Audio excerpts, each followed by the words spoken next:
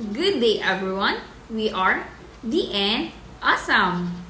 And let's talk about scientific method. Ano nga ba ang scientific method?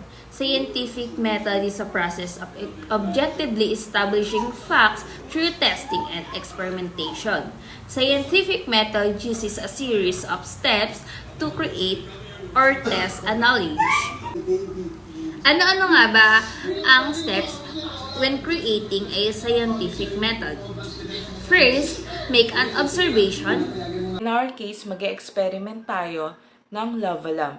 As what we observe in our experiment, hindi nagmix yung oil sa vinegar. Nakalutang lang ito, while the ink of the highlighter mixed into vinegar na nagiging dahilan ng pagkakaroon ng magandang kulay. And also the reaction between vinegar and baking soda are very fast that produce the floating bubbles. Second, come up with a question. After the observations, we came up to a questions that are relevant to the observation that we had, of course. So the first one is, does baking soda and vinegar affect the chemical reactions that takes place in the lava lamp experiment? The second one is there any relationship between the density and the temperature? The third and the last one is, how important is oil to create a density differential? Third, develop a hypothesis. So guys, now we're creating our hypothesis towards our experiment, which is using lava lamp. And we needed oil, baking soda, and vinegar.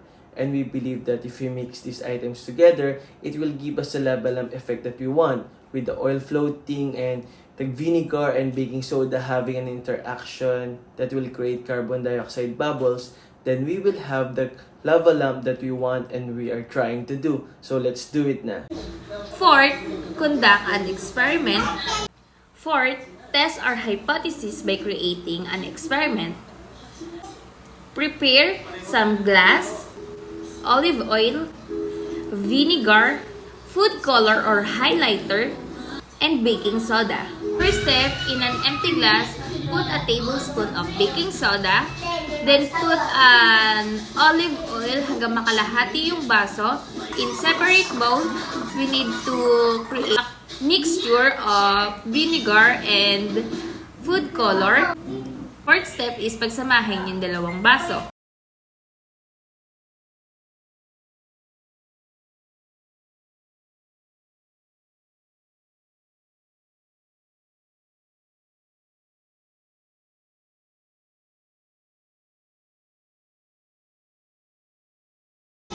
Fifth, analyze your data.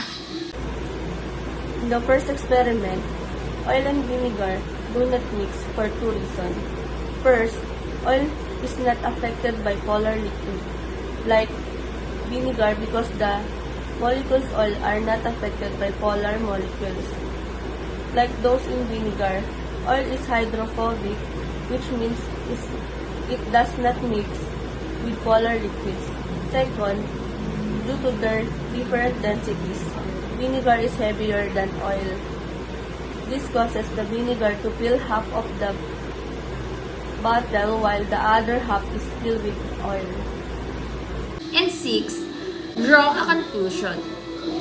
We all know naman na when it comes to oil and water or liquid like vinegar na ginamit natin sa experiment, the density of oil is lower than the density of vinegar. As we can see in our experiment, the vinegar and oil that is added in the glass stays separately and mixes with vinegar. The ink of the highlighter has the same density of vinegar. And since the vinegar was an acid, nagkaroon agad ng mabilis na reaction between vinegar and baking soda na nag-lead sa pagkakaroon ng bubbles.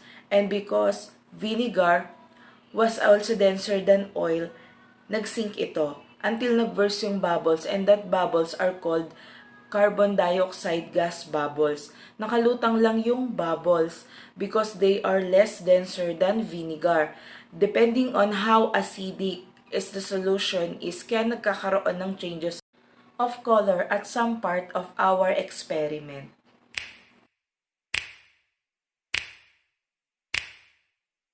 You know just what you do to me.